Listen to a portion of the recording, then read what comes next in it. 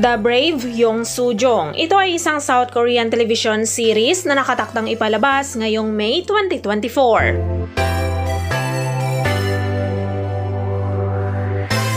The Brave Yong Soo-jung ay isang romance melodrama na magsasalaysay sa kwento ni Yong Soo-jung na isang prangka at sikat na home shopping host na nangangarap na maging isang matagumpay na businesswoman.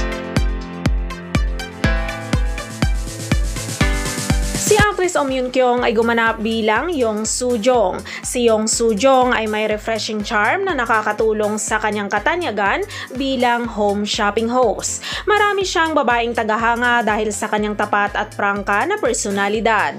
Ngunit kasalungat ito sa kanyang personal na buhay. Kapag may gusto siya sa isang lalaki, hindi niya maipahayag ang kanyang nararamdaman o kahit na makipag-eye contact. Dahil dito, hindi madali ang kanyang romantikong buhay.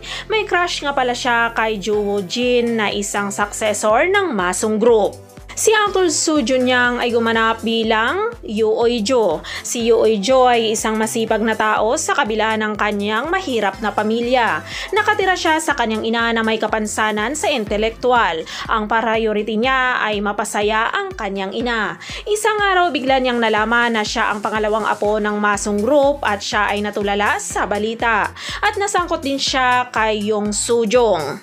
Habang si actor Kwon Wa-woon ay gumanap naman bilang Joo Woo-jin. Siya ang crush ni Yong Soo-jung at siya ang kahalili ng Masung Group. Samantala, si actor Lim Jo-yeon ay gumanap bilang Choi Hera. Si Choi Hera ay makasarili at puno ng kasakiman. Kung may gusto siya, susubukan niyang makuha kahit anong mangyari. At kung may humarang sa kanya, susubukan niyang parusahan ng walang awa.